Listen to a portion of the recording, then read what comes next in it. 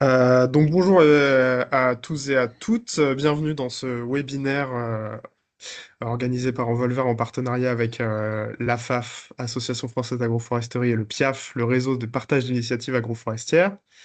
Je suis très heureux de vous accueillir pour ce webinaire. Je m'appelle Théophile Duchâteau et non pas Audrey Bénard, comme il est écrit sur ma petite vignette. Je suis le coordinateur du projet Auprès de mes arbres, dont je pourrais vous parler un peu plus.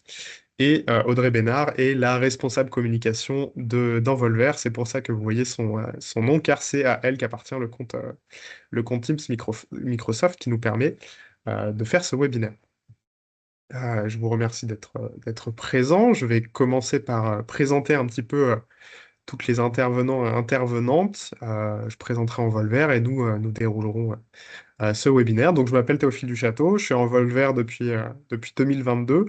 Euh, je présenterai un peu plus l'association. Je suis donc le coordinateur d'un projet qui s'appelle le projet Auprès de mes arbres, que je vais vous présenter un peu plus. Et je suis en compagnie d'Hugo Puech, qui est coprésident du réseau des partages d'initiatives agroforestières, que Hugo pourra vous présenter plus tard. Également avec Lucille Dupré, qui fait partie du comité d'animation du réseau de partage des initiatives agroforestières du PIAF, et qui est par ailleurs aussi une ancienne salariée d'Envolver et la rédactrice principale du livret de capitalisation que nous allons vous présenter pendant ce webinaire. Et nous sommes également accompagnés avec Denis Héral, qui est donc de la FAF. Voilà. Pour ceux et celles qui ne nous connaissent pas, Envolver, nous sommes une association qui a été créée en 2011, euh, d'abord avec des activités en Amérique latine, en Colombie et au Pérou.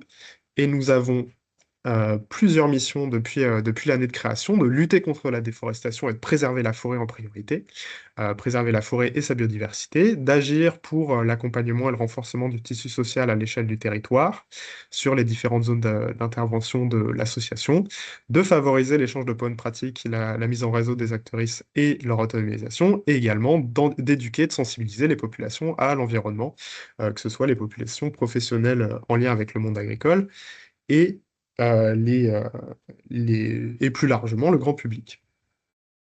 Pour un petit point de contexte, on a des projets en Colombie, au Pérou et en France. C'est un peu la spécificité de notre association.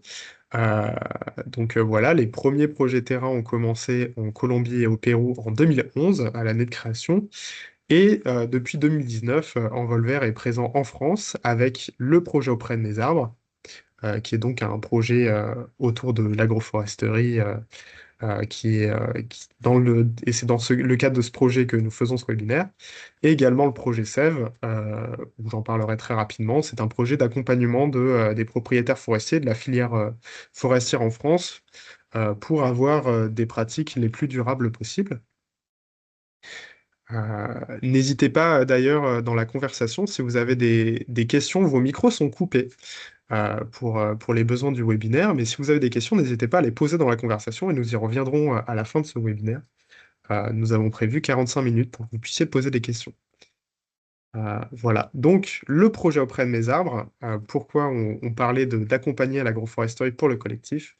Le but du projet Auprès de mes arbres était de promouvoir l'agroforesterie dans les territoires du Tarn et de l'Hérault, en débordant un petit peu parfois vers la Haute-Garonne et les d'autres départements frontières du Tarn, avec de l'accompagnement d'agriculteurs et d'agricultrices à la mise en place de systèmes agroforestiers, de la favorisation de la biodiversité par la mise en place de mares et la régénération naturelle assistée, et de la sensibilisation des élèves et des élèves d'établissements scolaires, et plus largement du grand public des territoires sur lesquels on intervient. Alors pourquoi on parlait de l'accompagnement par le collectif? C'est parce que depuis les débuts du projet Auprès de mes arbres, euh, en s'inspirant de l'accompagnement des agriculteurs et des agricultrices à l'agroforesterie qui a été fait en Colombie et au Pérou pour lutter contre la déforestation, le projet Auprès de mes arbres a toujours été un projet d'accompagnement collectif. On accompagnait des groupes d'agriculteurs et d'agricultrices euh, qui étaient rassemblés en promotion chaque année avec une quinzaine d'agriculteurs et d'agricultrices et qu'on accompagnait jusqu'à la mise en place. ce mode d'accompagnement permettait de favoriser les rencontres, les échanges entre les agriculteurs et agricultrices. On s'est rapidement rendu compte que c'était le plus grand point fort du mode d'accompagnement par envol vert. Et ça a permis la mise en place de tout un réseau de promotion de l'agriculture agroforestière dans le Tarn. Et nous sommes maintenant dans la deuxième phase du projet, après avoir accompagné les promotions de 2019 à 2024, ce qui a quand même permis de planter plus de 16 000 arbres et de convertir en système agroforestier à peu près 165 hectares.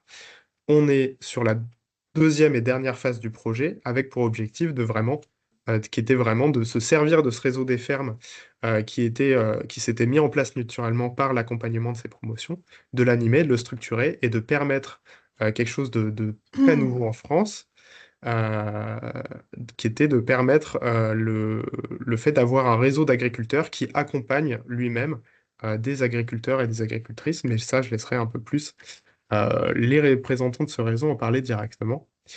Et parmi donc les objectifs du projet auprès de mes arbres, il y avait transmettre et capitaliser nos savoirs pour que les spécificités de notre projet puissent être reproduites euh, sur d'autres territoires, reproduites par d'autres acteurs et puissent être utilisées aussi par tous les partenaires qu'on avait mobilisés autour du projet auprès de mes arbres.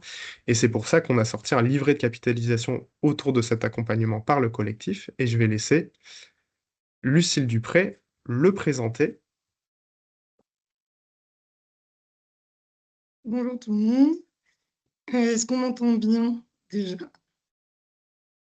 Est-ce que, est-ce que Théophile, du coup, je te fais un petit signe pour changer de slide quand il y a besoin? Hop. Ouais. Alors, du coup, bonjour, Lucie Dupré. Merci Théophile pour les premières présentations. Donc, pour remettre un petit peu dans le contexte, moi, je suis arrivée sur le projet auprès de mes arbres en 2020.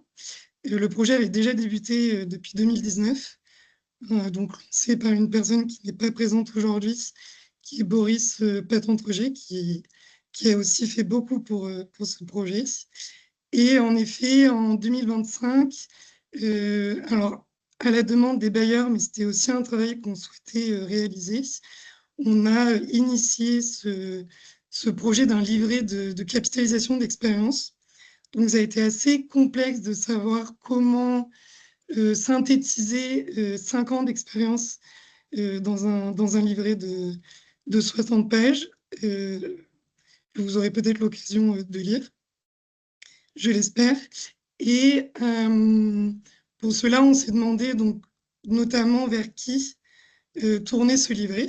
Du coup, Théo, tu veux changer de slide? Voilà. Donc, ce livret, il est à destination de 3 publics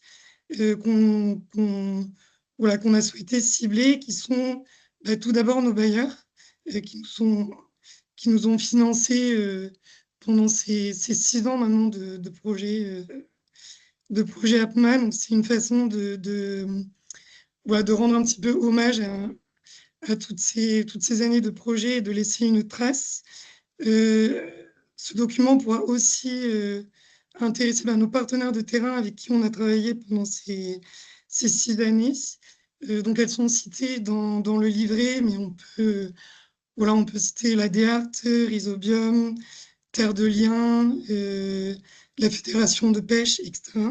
Donc, tous ces partenaires avec qui on a travaillé pendant 6 ans, qui sont intervenus lors de formations, qui sont intervenus lors de l'accompagnement des porteurs de projets.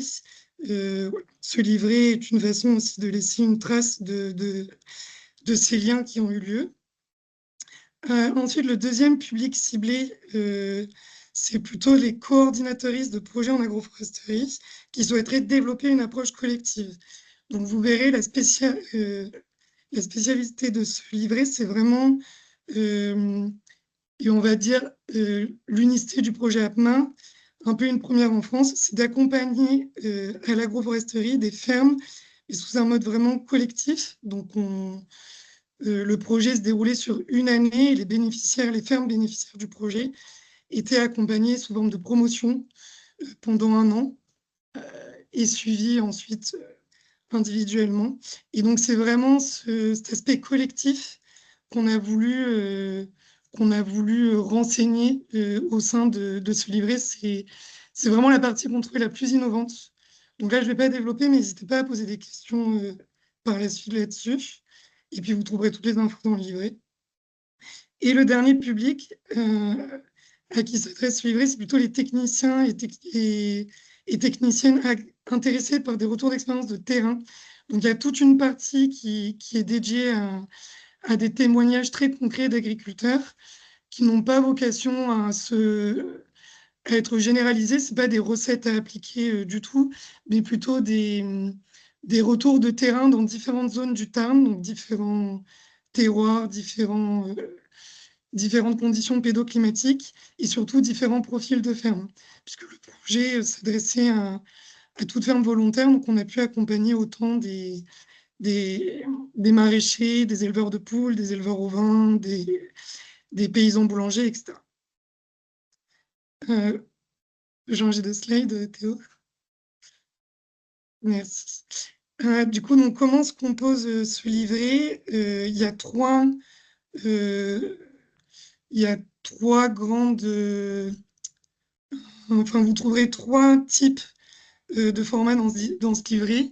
Donc, il y a les fiches techniques, qui sont celles qu'on voit à gauche sur la slide. Elles sont avec un fond vert, et donc de toute façon, elles sont numérotées.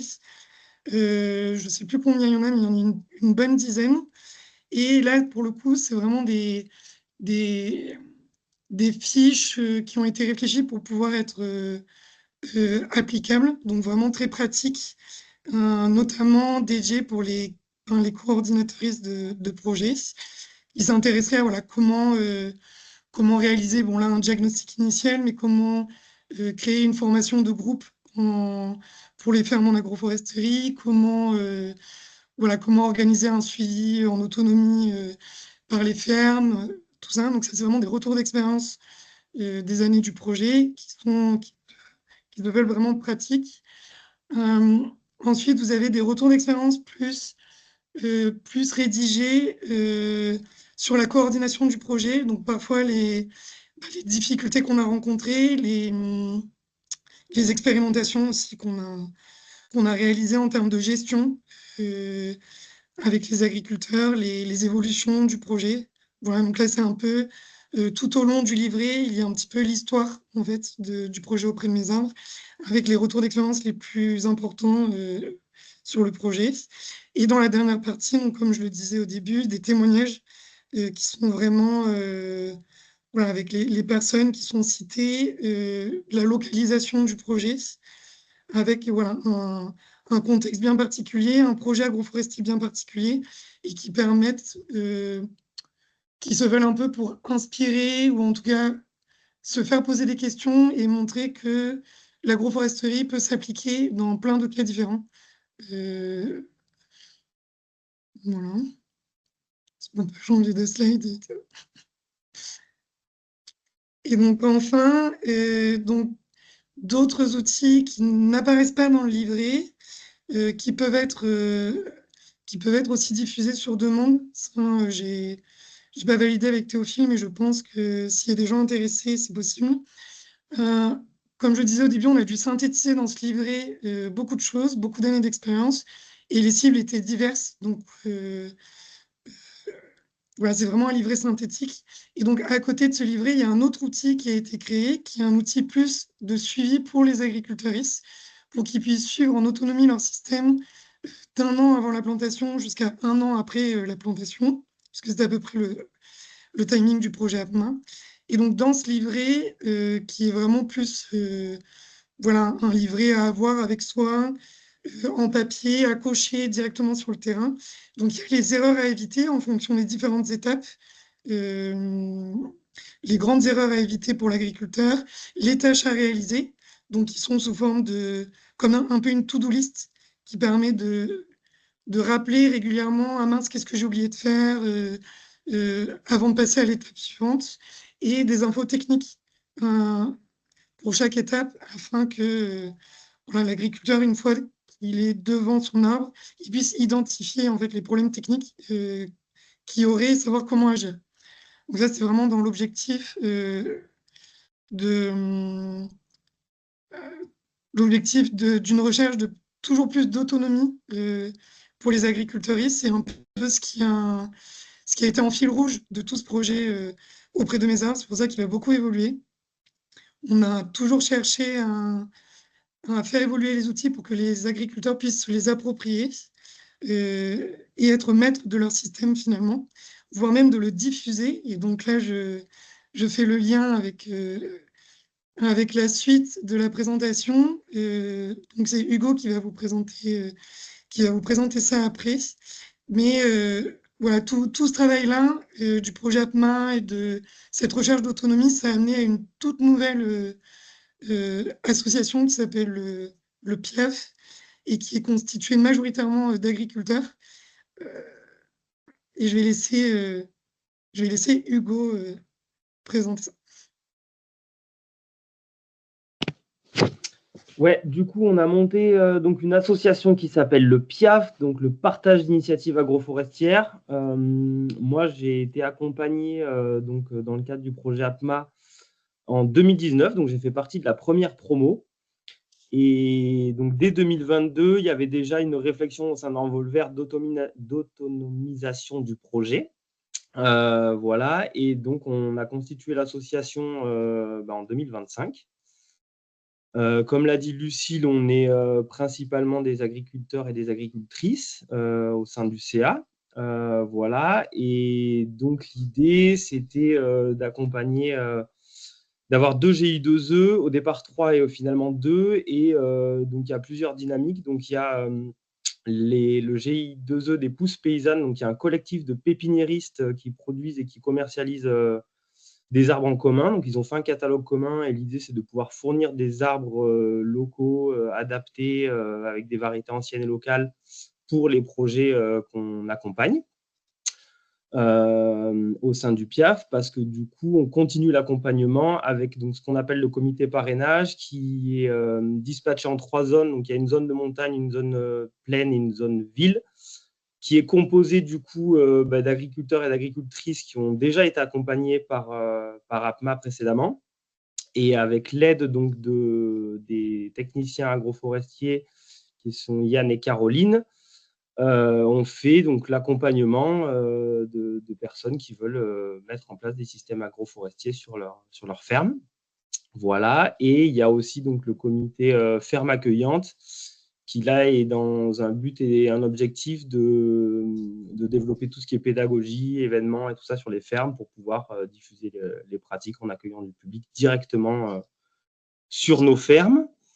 Qu'est-ce que je peux dire de plus? Peut-être tu peux compléter si tu veux, Lucille, en même temps.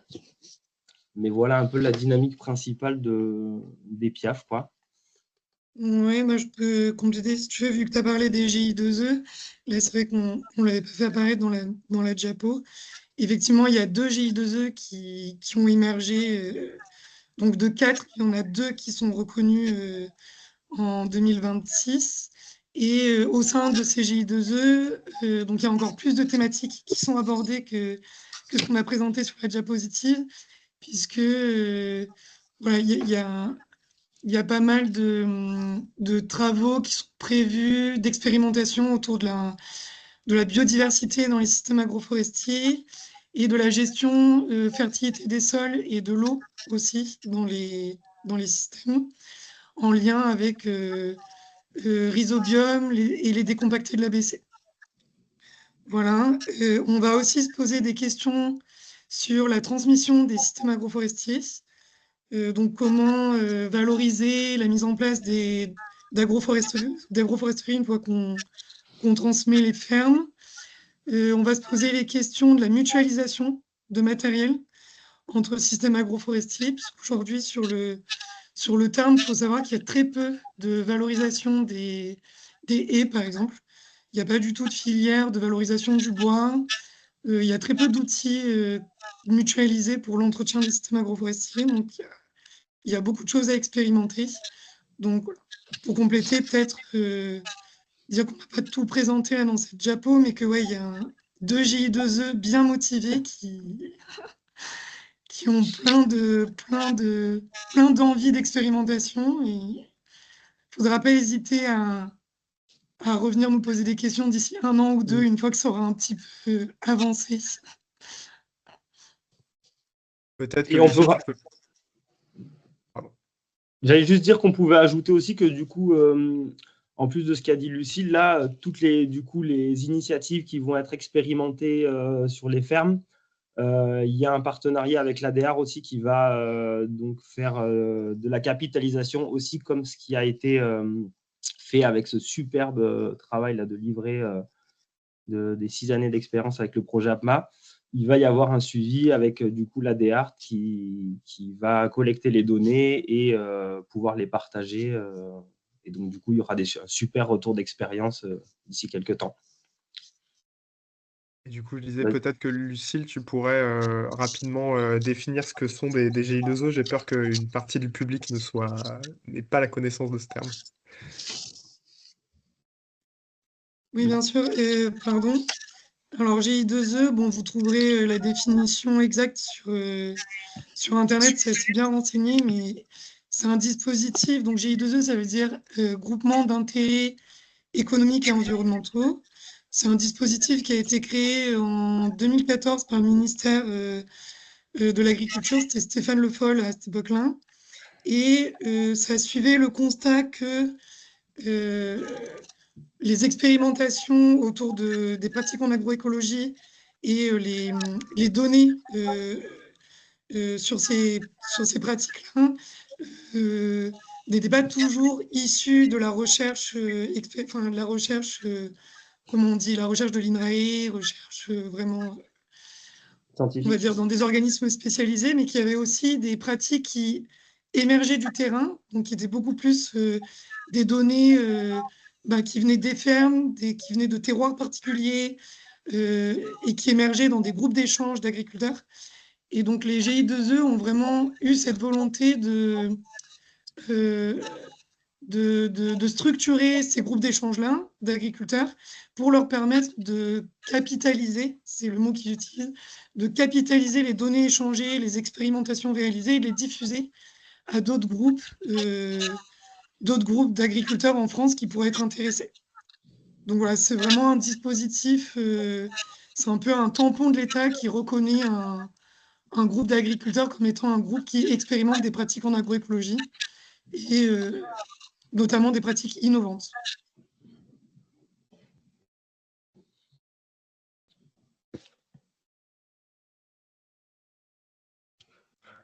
Ça suffit, pardon. Oui, je vais en profiter pour faire une transition du coup pour ajouter un petit point sur le PIAF qui du coup par les comités de parrainage accompagne de nouveaux projets. Donc c'est bien des agriculteurs et agricultrices qui viennent parrainer des nouveaux projets. Donc c'est toujours dans cette idée de transfert de connaissances directement de professionnels du monde agricole à d'autres professionnels du monde agricole. Donc vraiment un transfert de connaissances qui est horizontal. C'était une volonté d'Envolver de favoriser en accompagnement le PIAF à sa création, de favoriser ces modes d'échange plutôt que ce qui était fait auparavant, d'avoir des promotions qui étaient formées par Envolver, donc un mode de transmission de connaissances qui était beaucoup plus vertical. Et une des grosses questions qui se posaient, c'était lors du projet de premiers arbres. Je vois que tu lèves la main, Lucille, si tu veux rebondir. Non, vas-y, finis. Ok.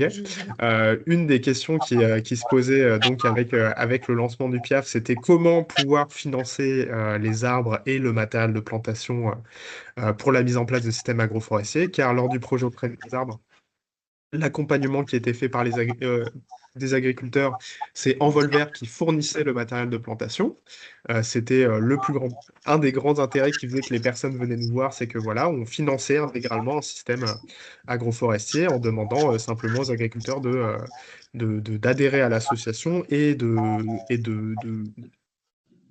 je vous prie de m'excuser, je perds mes mots, et d'entretenir le système agroforestier pour le pérenniser le plus possible.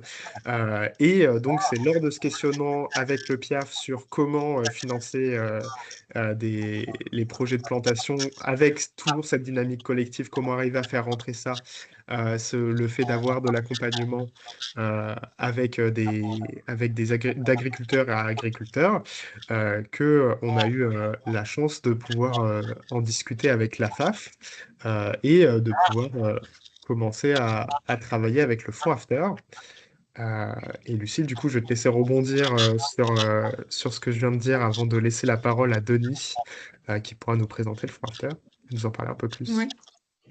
Ouais, mais ça va rejoindre ce que tu as dit. C'était juste pour compléter que effectivement le dispositif des GI2E, juste pour préciser, il permet de financer que de l'animation, enfin du temps en fait, du temps de travail. Il permet pas du tout de financer du matériel. Et il ne permet pas non plus de financer du coup des arbres pour les projets agroforestiers. Et donc en effet, et donc là pareil, je vais filer la parole à Denis. C'était important pour Envolver de trouver aussi un moyen de financer, enfin pour les agriculteurs, de financer les arbres. Et donc voilà, il y a eu cette idée de faire un partenariat avec le fonds After qui en fait complète l'approche GI2E qui est plutôt sur de l'animation et de l'expérimentation. Et donc avec le fonds After, on peut compléter, notamment pour acheter des arbres pour les projets agroforestiers.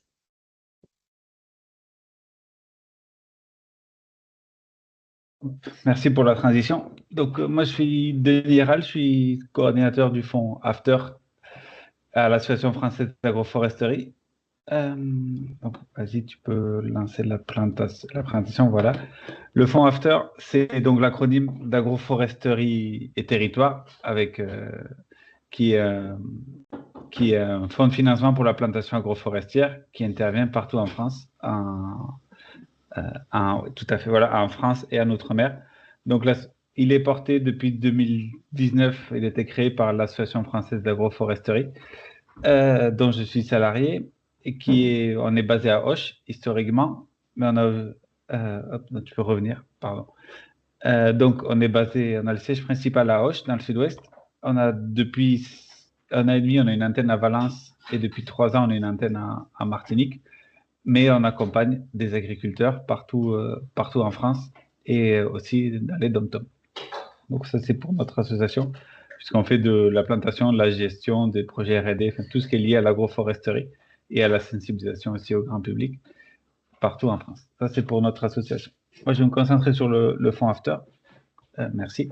Donc, il est né officiellement en 2020. Donc, c'est un fonds qui est financé par des entreprises privées qui, dans le cadre de leur politique de mécénat, RSE et d'engagement social et sociétal, soutiennent l'agroforesterie, notamment par du mécénat d'entreprise, mais pas que. On accompagne des porteurs de projets en agroforesterie, aujourd'hui que sur le volet plantation, partout en France et en Outre-mer. Depuis 2020, on a fait un peu plus de 350 projets. Et cet hiver, en 24-25, on a fait 80 projets à peu près. Donc, en tout, on va passer la barre des 400 projets accompagnés. Donc c'est un fonds qui grandit chaque année. Et on accompagne notamment beaucoup aussi de projets dans le Tarn. On va y venir un peu plus tard, pour le coup. Je vais passer à la slide suivante. Donc, voilà comment le fonds After fonctionne. Donc, il est porté par l'Association française d'agroforesterie. Il est financé par des entreprises privées d'impact national, mais aussi des entreprises locales. On a pas mal de mécènes qui sont des TPE, PME, qui financent des projets locaux.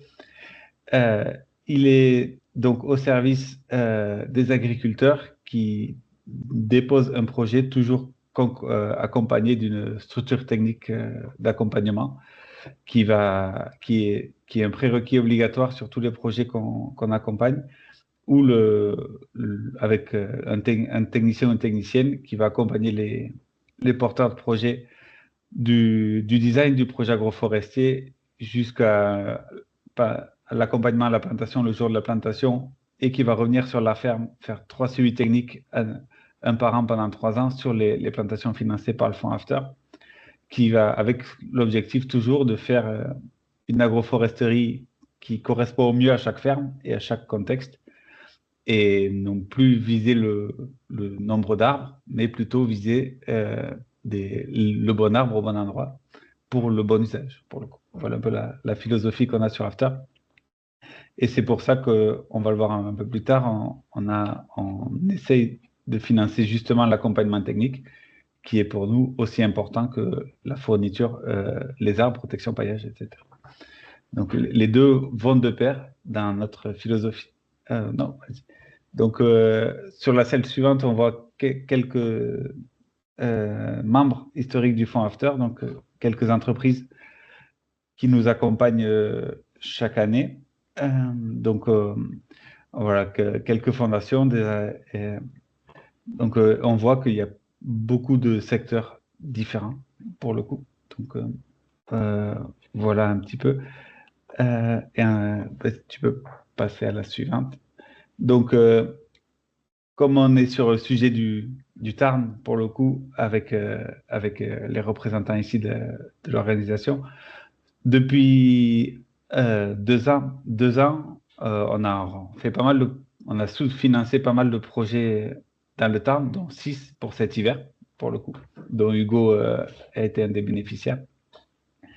Et on travaille aujourd'hui avec 3 structures techniques d'accompagnement partenaires, donc Caroline, Yann et Arbre Paysage 81, avec qui aussi on a fait des projets. Et on a déjà 2 projets pour l'année suivante. Et comme on peut voir sur la carte à la slide suivante, on a accompagné des projets un peu partout dans le territoire, et aussi de différents types d'agriculture et de profils et d'agriculteurs. Vas-y, tu peux passer à la slide suivante.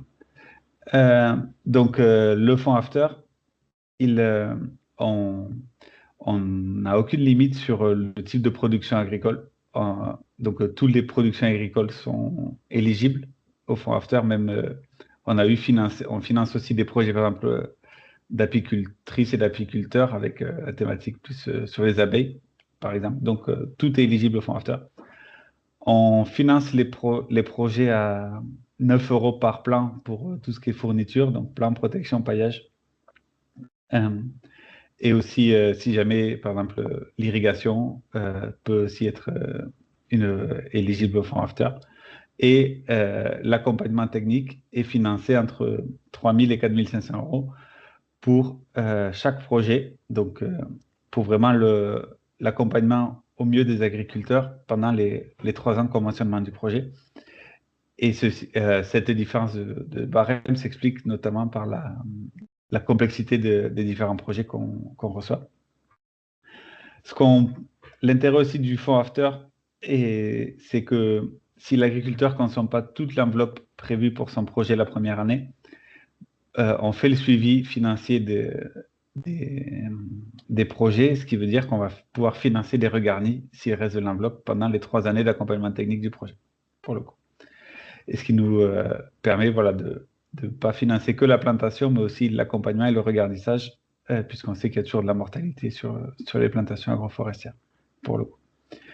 Et enfin, chaque année, on reçoit les candidatures avant le 30 juin. Donc là, j'ai mis 2026, mais on peut candidater chaque année avant le 30 juin. Et on peut aussi déposer des dossiers pluriannuels. Donc ça, c'est aussi l'intérêt du fonds After. On peut recevoir des dossiers avec 400 plants en première année, 400 plants en deuxième année, etc., justement pour étaler les plantations. Et donc avoir un financement pluriannuel et non pas annuel. Et aussi, pour retomber sur la thématique du GI2E et du collectif, on a accompagné aussi avec le fonds After certains GI2E, notamment en Beauce. On avait accompagné 5 ou 6 agriculteurs du GI2E de Terre Vivante pour des projets de plantation agroforestière en Eure-et-Loire. Et donc, on va toujours accompagner individuellement chaque agriculteur, mais on peut recevoir aussi des dossiers collectifs d'un J2E, par exemple, ou d'un groupement d'agriculteurs, ce qui nous permet aussi d'aller voir les entreprises mécènes en leur présentant une dynamique un peu plus globale et collective des projets, même si ensuite chaque agriculteur va avoir sa ligne de financement à 9 euros par arbre et l'accompagnement technique entre 3 000 et 4 500 euros individuels. Mais voilà, on peut aussi déposer des dossiers en collectif. C'est aussi l'intérêt du fonds After. Et l'intérêt de traiter avec des entreprises privées, c'est qu'on peut aussi tout à fait présenter individuellement. Et c'est toujours du cas par cas et avec l'interlocuteur qu'on a en face. Donc, ce qui permet d'avoir pas mal de souplesse pour mieux accompagner les projets agroforestiers. Et enfin, là, je vais conclure la présentation avec, du coup, l'intérêt du fonds After, c'est qu'on essaye de développer chaque année, c'est aussi d'accompagner la transition agroforestière par aussi l'engagement d'entreprises locales. Et donc, on pousse aussi au fait qu'on essaye de trouver des mécènes locaux pour financer ou cofinancer un projet de plantation agroforestière. Parce que même toutes les petites TPE, PME qui sont en bonne santé économique peuvent défiscaliser à 2, 3, 4, 5 000 euros chacun. On a beaucoup de projets qui sont cofinancés par plusieurs petites entreprises avec l'idée de créer aussi une dynamique locale et territoriale sur l'agroforesterie. Du coup, engager les acteurs du territoire pour l'agroforesterie.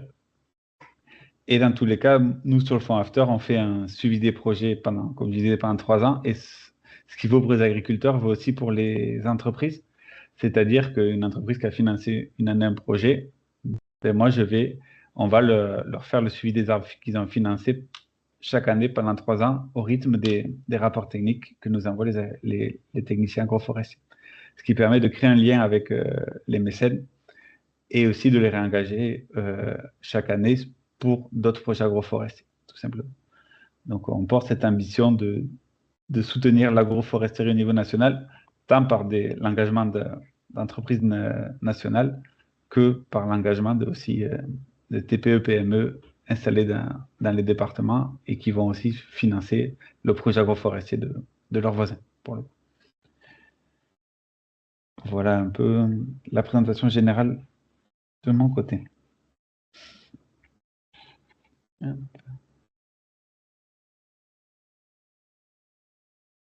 Merci pour la présentation, Denis. Nous avons fait le tour des présentations. Je vais arrêter mon partage d'écran. Je voudrais remercier à tout le monde pour l'attention. On va pouvoir passer au tour des questions. Je vais réactiver les micros de tout le monde. Hop. Voilà, voici. Et normalement, tout le monde est à présent capable d'activer son son. N'hésitez pas à lever la main si vous avez des questions pour que je puisse donner la parole à tous et à toutes. Hop. Et je vois que agroforesterie et bocage à la main levée.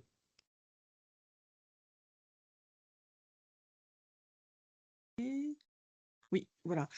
Oui, bonjour. Moi, je voudrais savoir où est-ce qu'on peut trouver ce livret, le livret que vous avez présenté. Alors, justement, il va Enfin, être est-ce qu'on peut le trouver déjà? Alors oui, le livret sera disponible en libre accès sur le site internet d'Envolver. L'objectif, c'était d'avoir le lien prêt pour vous le partager lors de ce webinaire. Malheureusement, on a eu des petits soucis techniques sur le site lors du transfert du document. Voilà, c'est malheureusement les aléas du direct. Donc, vous recevrez un mail si vous êtes bien inscrit sur Hello Asso pour participer à cette visio. Toutes les personnes inscrites vont recevoir un mail avec le lien vers la page du site internet d'Envolver, du coup, où le livret de capitalisation sera téléchargeable. Et je vous enverrai également un questionnaire de retour sur ce webinaire. Et dans ce questionnaire, il y a Notamment la question de si vous voulez le livret de capitalisation en format papier, car on aura les capacités de l'imprimer et de vous l'envoyer. Et donc, dans ce questionnaire, il y aura, si vous désirez, le livret de capitalisation et la possibilité de mettre votre adresse pour qu'on vous l'envoie par la poste. Voilà, Très bien. donc vous Merci beaucoup. recevrez le lien. Je vous en prie. Très bien. Merci. Je vais laisser la parole à Arnaud, qui a levé la main ensuite. Vous m'entendez? Oui. Bonjour, Arnaud Lebrun. J'anime un tiers-lieu dans le Tarn dédié à l'alimentation saine et à la création de liens, qui est issu d'un CIVAM. Et dans le cadre du CIVAM, il y a un projet de contact des agriculteurs qui partent à la retraite. Or, si on rentre dans le détail, il y a un grand nombre de haies et d'arbres qui sont abattus au moment de la transmission des fermes, parce que les fermes partent très souvent à l'agrandissement. Et donc, je me demandais s'il y avait tout un volet à la fois de prévention, voire d'accompagnement, dans ces moments délicats où il y a, parce qu'en France, on abat encore plus de haies que ce qu'on en plante, et ça, c'est un vrai drame. Et donc, si on pouvait au moins préserver ce qui est, ce serait fondamental, ce serait, je vais même apparaître, comme ça vous me verrez. Voilà. Bonjour. Voilà. Donc, je ne sais pas si ma question était assez claire, mais. Du coup, la question, c'est comment est-ce qu'on pourrait aider à conserver ces haies existantes peut-être que j'ai pas tout à fait compris. Tu veux que je rebondisse, Théo? Oui. Non seulement, comment ça s'appelle, si vous voulez, on peut agir pour replanter, on peut agir non seulement au niveau des haies, mais aussi en termes de, par exemple, les chlorophylliens dans le nord du Tarn, avec le Conservatoire des espaces naturels et Terre de Liens, ont planté sur un terrain en pente dédié aux céréales 2 rangées d'arbres pour non seulement l'érosion, mais aussi ça favorise une meilleure production. On peut imaginer aux différentes étapes de la vie d'une ferme la plantation ou la préservation d'arbres sur le milieu. Voilà. Est-ce que vous avez déjà réfléchi à ça? Est-ce que voilà. Alors, tout à fait, c'est la préservation de l'existence, quelque chose qui avait été réfléchi au sein d'Envolver. Au sein du projet Auprès de mes arbres, c'est une activité sur laquelle nous ne nous sommes pas positionnés car il y avait un choix qu'il était plus simple en fait d'accompagner des personnes installées ou en cours d'installation à la mise en place d'agroforesterie, que ça permettait de sensibiliser peut-être plus largement le monde agricole aussi autour des enjeux des haies, mais que nous n'avions pas la main en fait pour effectivement lutter contre cet arrachage des haies. Après, je peux peut-être laisser à ma collègue Lucille, qui a d'autres éléments de réponse, enfin mon ancienne collègue Lucille, qui est du réseau. Oui, ben, c'est une bonne question, Arnaud. Il existe des réglementations hein, sur l'arrachage des arbres. Donc la plupart du temps, ça reste quand même illégal d'arracher des haies ou des arbres. Il peut y avoir des dérogations, ça dépend des zones et ça dépend des projets. Enfin, là, on ne peut pas trop faire le point là-dessus parce que c'est quand même assez complexe. Surtout qu'ils sont en train le gouvernement est en train d'essayer de faire un guichet unique justement pour cette question d'arrachage des haies ou de déplacement des haies. Donc, c'est en train d'évoluer. C'est quelque chose sur lequel on peut discuter autre part, si tu veux.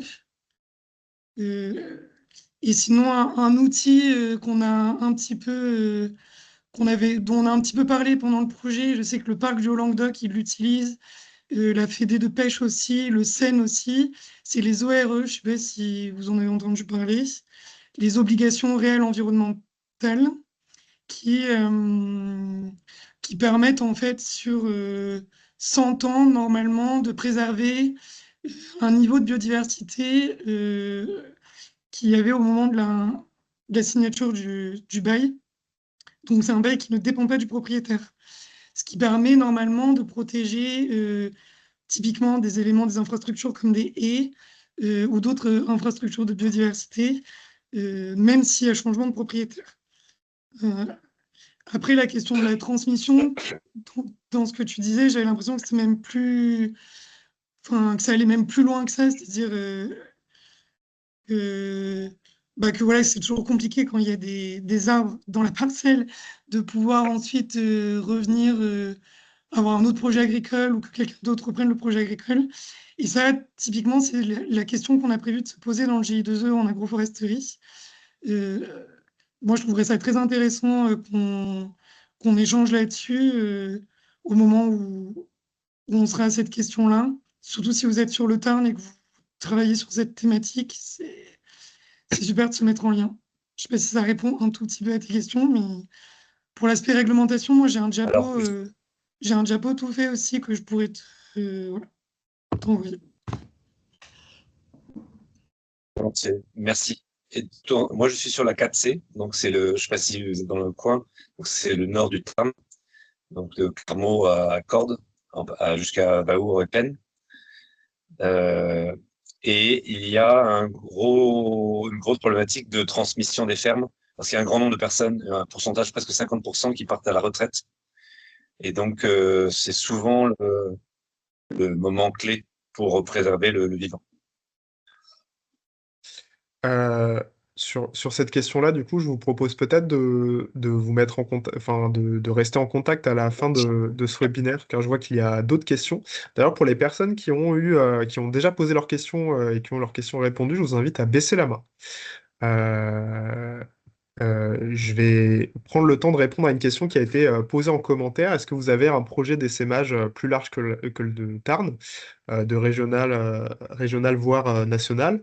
C'est pour Envolver, ce n'est pas dans les projets, car on a prévu de nous concentrer plutôt sur la protection des forêts, comme notre cœur d'activité, de revenir sur cet objectif premier qui est de lutter contre la déforestation, mais qu'on serait par ailleurs intéressé pour accompagner d'autres structures ailleurs pour faire bénéficier de nos retours d'expérience. Comme je le disais, le livret de capitalisation, enfin comme on le disait, le livret de capitalisation est aussi prévu pour pouvoir se servir des retours d'expérience du projet Auprès de mes arbres pour réaliser des activités similaires dans d'autres départements. D'ailleurs, de ne pas hésiter à nous contacter euh, à ce sujet et également de ne pas hésiter à nous inviter cette année chez vous si vous avez des événements et que voudriez avoir une présentation du livret de capitalisation et des autres outils qui ont été présentés par Lucille avec le guide technique de suivi de système agroforestier qui actuellement ne sera pas disponible tout de suite sur le site, mais qui sera posté dans les prochains mois, car nous n'avons pas encore terminé la mise en page, la mise en forme graphique de ce document. Voilà, je vous mets mon email en commentaire, donc n'hésitez pas euh, à envoyer un email si vous êtes intéressé à ce sujet. Et il y a une autre question de Maude qui a été avez-vous de l'expérience ou un avis sur un accompagnement collectif pour des haies et autres plantations champêtres avec d'autres publics et d'autres structures, par exemple avec des écoles, des communes, des fermes municipales ou des projets citoyens? Pour Envolver sur les plantations, on faisait exclusivement de la plantation chez les agriculteurs professionnels dans le cadre de l'accompagnement avec le projet Auprès de mes arbres. Je laisserai le PIAF répondre sur l'accompagnement pour eux dans les prochaines années sur ce qui est prévu en termes de public. Par contre, ce qu'on faisait, c'était qu'on organisait des chantiers participatifs pour permettre du coup à tout le grand public du territoire, donc toutes les personnes des communes, les voisins. On a fait aussi des chantiers de plantation avec des écoles pour sensibiliser autour de la plantation et permettre de planter. Par contre, comme je le redis, c'était exclusivement sur des terrains possédés par des agriculteurs et agricultrices professionnels. Je vois que Denis a levé la main, donc il a sûrement d'autres éléments à répondre dessus. Oui, tout à fait. Donc, il y a aussi des enfants et des arbres qui mettent en lien, du coup, l'association des enfants et des arbres qui, qui cofinance des projets agroforestiers, mais qui surtout, voilà, avec tout un travail pédagogique avec les écoles locales autour des agriculteurs. Donc, ils font aussi pas mal de choses avec les écoles pour la plantation de haies. Et nous, dans le Tarn, c'est le projet qu'on avait avec ARIPH 81. On travaillait avec l'association qui s'appelle Kinomé, qui aussi faisait tout un programme pédagogique de septembre à mai avec les écoles et autour de l'arbre, et qui se concrétisait chaque hiver par aussi des enfants qui allaient planter des arbres chez les agriculteurs. Et les agriculteurs allaient à l'école, présenter leur ferme, présenter les arbres, etc. Donc il y a aussi ces deux associations-là que je connais qui font pas mal de choses sur la thématique pédagogique avec du public d'école primaire, pour le coup. Hein.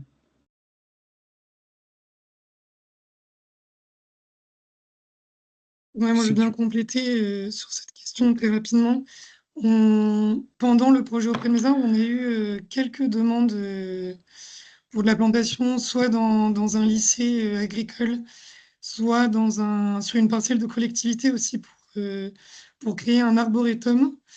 Et en fait, c'est vraiment une dynamique qui est différente, notamment parce qu'un projet agroforestier, ça demande beaucoup d'entretien. C'est d'ailleurs un point clé qu'on demande aux agriculteurs de signer quand ils s'impliquent dans le projet, c'est de s'engager en fait à entretenir le système sur les 10 prochaines années. Et donc en fait, on se retrouvait sur un blocage en général avec collectivité ou école, parce qu'au niveau de l'entretien, ça coûtait trop cher en fait. En général, les collectivités ne pouvaient pas forcément dédier quelqu'un, un agent sur l'entretien du système. Et donc, le devis explosait quand il s'agissait d'entretenir le système sur 10 ans. Donc voilà, c'est une problématique, je pense, à laquelle on s'est heurté. C'est pour ça qu'on a centralisé vraiment l'accompagnement sur les agriculteurs qui, en fait, sont tous les jours sur leur parcelle, contrairement à des parcelles de collectivité. Mais voilà, pour répondre à la question, pour le PIAF, je pense que ce n'est pas arrêté à quel public s'adresse l'accompagnement en agroforesterie. Mais pour l'instant, il n'y a pas eu de demande faite auprès des comités parrainage. Donc, je pense que la question se posera quand la demande arrivera.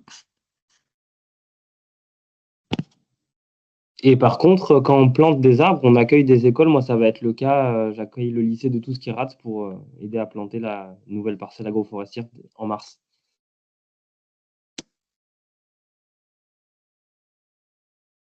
Si cette question a été répondue, je me permets un petit point de digression avec une bonne nouvelle. On m'a envoyé le lien vers l'article du site internet pour avoir accès au livret de capitalisation. Je le mets donc dans la conversation du webinaire. Comme ça, vous pourrez avoir en prime time, tout chaud sorti du four, le livret de capitalisation.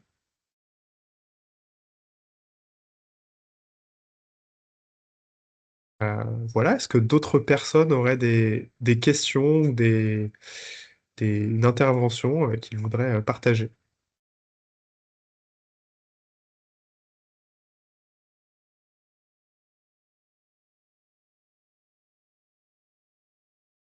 N'hésitez pas à lever la main ou à activer vos micros si vous avez envie d'intervenir.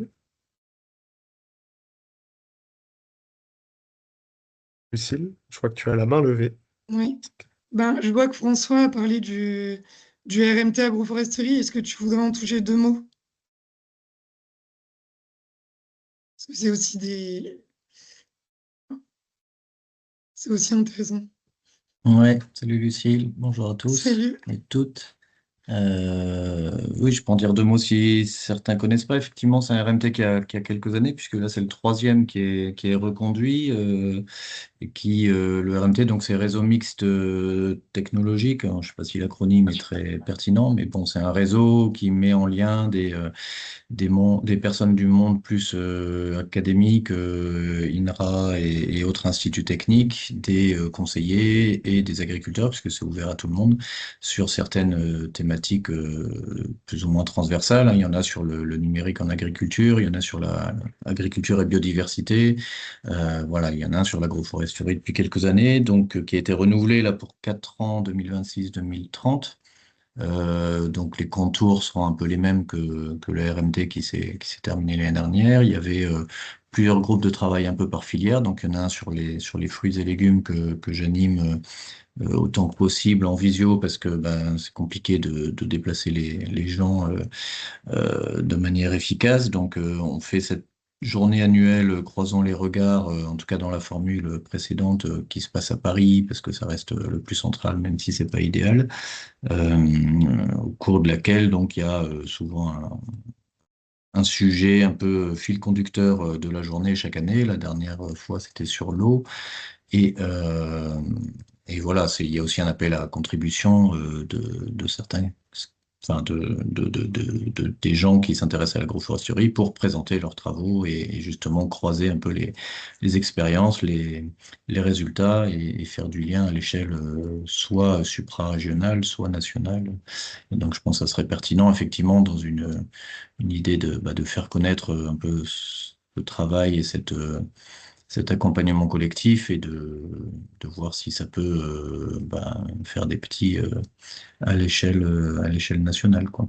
Alors la date était pas calée, il y avait une journée qui était prévue pour décembre l'année dernière et puis comme ça s'est bousculé entre la fin du RMT et le nouveau RMT, la date a été reportée, mais j'ai pas encore de date à vous annoncer. Je sais pas si ça sera avant l'été, je pense, mais voilà, c'est pas encore très très précis.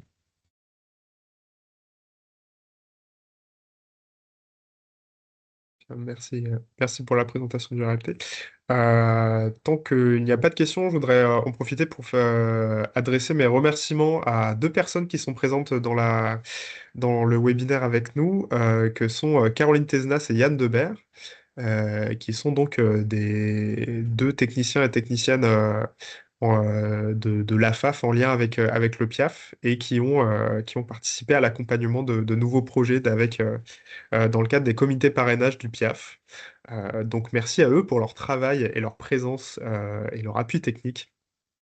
Voilà, je me permets de leur adresser un petit mot.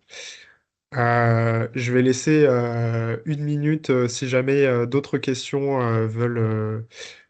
si jamais d'autres personnes ont des questions. Et sinon, ce sera une fin de webinaire en espérant que ce temps vous aura intéressé. Et j'en profite pour vous dire que le webinaire est enregistré et donc il y aura une retransmission, enfin donc la vidéo sera disponible sur le site internet d'Envolver. Donc je vous partagerai le lien avec le mail que vous recevrez avec le questionnaire de satisfaction autour du webinaire. Voilà. Merci beaucoup pour cette présentation. Merci à vous. Présent. Lucille, tu lèves la main? Ouais, ben, j'en profite avant que le webinaire soit fini. Donc, je pense que vous l'avez compris, le projet APMA touche à sa fin, mais il y a une dynamique qui suit et qui continue et qui est en train de se structurer. Donc, n'hésitez pas à venir vers nous, que ce soit pour échanger, si vous avez des idées à expérimenter. En fait, nous, on cherche des partenariats, etc. Donc, faut vraiment pas hésiter. Et donc, toutes les structures qui ont été présentées, que ce soit Envolver, le PIAF, le Fonds After, c'est des structures qui œuvrent ensemble, mais qui ont besoin d'argent pour fonctionner aussi. Donc, c'est possible de faire des dons défiscalisés à toutes ces associations, enfin le PIAF bientôt. Donc, n'hésitez pas non plus à en parler autour de vous. Il y a des bulletins d'adhésion sur les différents sites internet, etc. Donc, juste pour un petit mot pour si vous voulez continuer à être lié à l'aventure, c'est possible. Je n'aurais pas dit mieux. Merci Lucille pour cette intervention. N'hésitez pas à adhérer aux 3 associations différentes. Dans ce cas, je vous souhaite à tous et toutes une agréable journée et un bon appétit car il va commencer à être l'heure. Et je vais clôturer ce webinaire. Merci à tous. Merci.